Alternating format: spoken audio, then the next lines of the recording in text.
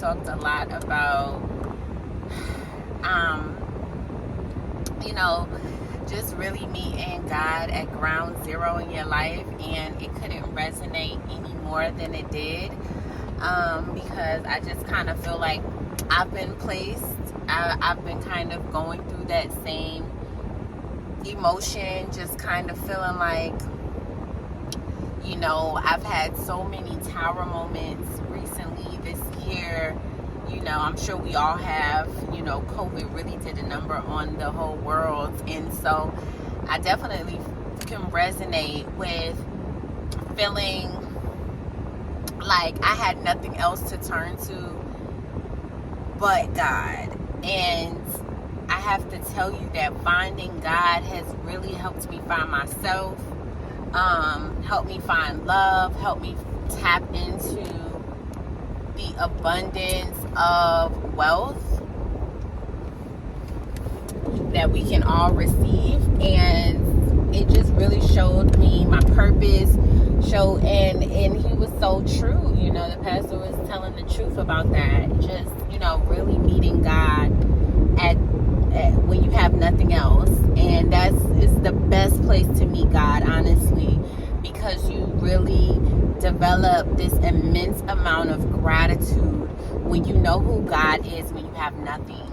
And it gives you like an incomparable faith,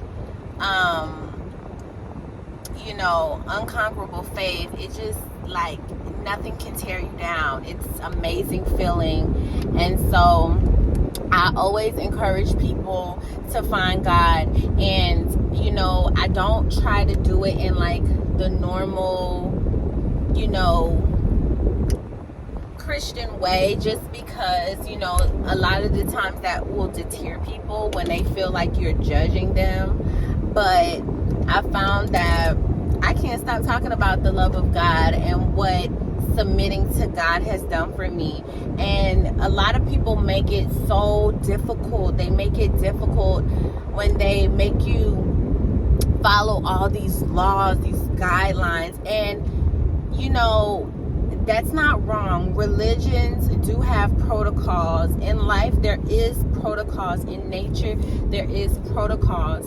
But I feel like, you know, what deters people from Christianity is that it's almost like a judgment that comes when you don't follow a specific law. And it's like you're on nobody's timeline but your own. So if you have to go through certain sins, or you have to experience certain things for an understanding, for a better experience, then that's just it. And I'm not going to judge you for doing that, you know? So I just kind of feel like it is great when you can spread the word of God without feeling or casting judgment out on people. And that's just, you know, it's so funny because I never thought that I would be that type of person. But yo, finding God, it makes me want to let everybody know how I found God, and how I found God in the midst of not having anything left. When all of my worldly possessions was used up, all of my money was gone, and all of my friendships, my physical friends that I thought were friends, you know, but they were just bodies taking up space in my life. When I removed all of that shit, and not even removed it, but when I lost it, because it wasn't mine, I lost it. I didn't have nothing else but God. And when I tell you, God became my friend, God connected me to so many people, God has opened up so many doors for me. I just thank the Most High. I can't stop thanking the Most High. And when people ask me, like, how have I found this joy? How have I been able to, you know, find love and, you know, trust and have this immense amount of faith in whatever life throws at me? Like, how do I keep calm? How do I stay joyous in the midst of having anything? I just have to tell people, it was literally me finding God, me literally submitting to the Most High and being ethical and integral and honest in everything that I do. Honest with myself, honest in relationships, honest in just everything, making honest, conscious, aware decisions of how I wanted my life to be. You know, I just couldn't keep lying to myself. I couldn't keep telling myself that, you know, certain things that I was doing was making me feel good when I know it wasn't making me feel good, because I just, you know, because a lot of the times we'll lie to ourselves because we don't want to be uncomfortable. We don't want to change, right? And it's like I've lied to myself for so many years about things that I know I needed to change. Bad character traits that I developed throughout time, just being hurt by others and learning, you know, hurt people hurt. So I was hurting and I was lying to myself, saying that I wasn't hurting. And in the midst of that, I lost friendships. I lost because I was hurting others, because I wasn't admitting to myself that I was hurting. You know what I'm saying? So I hope that made sense. That was the message today. And it's such a beautiful message because, you know, we constantly look at people and we glorify them for how far they come. You know, we talk about people like Oprah and Beyonce and Jay-Z and how they've been able to adapt to and acquire a certain lifestyle. And it's like, do we know where they came from? Do you know that everybody has a backstage? Everybody has a time in their life where they didn't have shit. Like, excuse my language, they didn't have anything, you know? And we just look at them now and we glorify them now, like, wow, look at Oprah, look at these people. But there were times where Oprah came from Mississippi.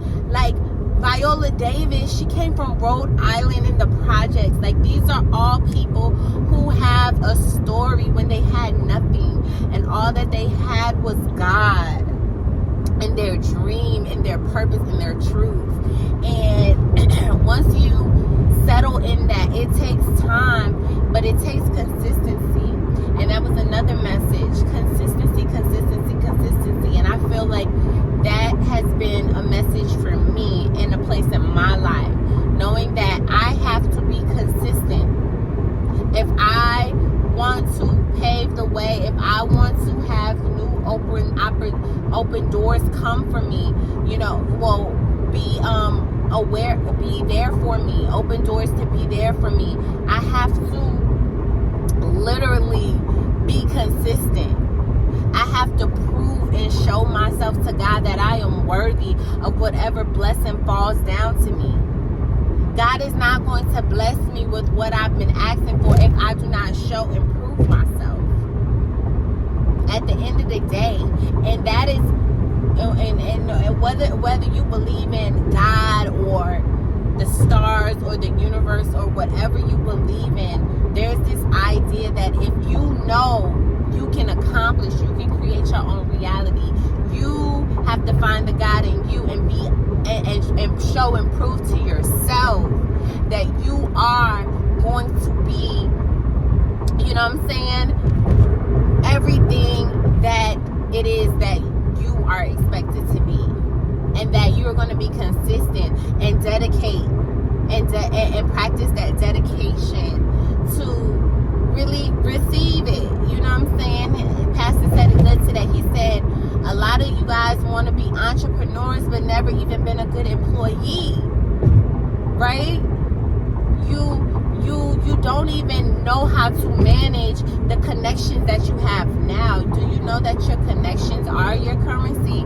You never know who you're going to meet. You never know who can open doors for you. There's been so many times in my life where I played myself. I played myself because I was looking at worldly things only, not looking at people's spirits. Do you know how many clients I have who you would look at them and think that they have nothing? Meanwhile, these people have rich spirits that can open $1 million doors for you. Do you understand? This shit is real. Like, stop judging people by the book and get to know people for real. Manage your connections properly. Manage your relationships properly. All right, y'all. It's getting a little bumpy because I am driving, so yeah. But I will check in with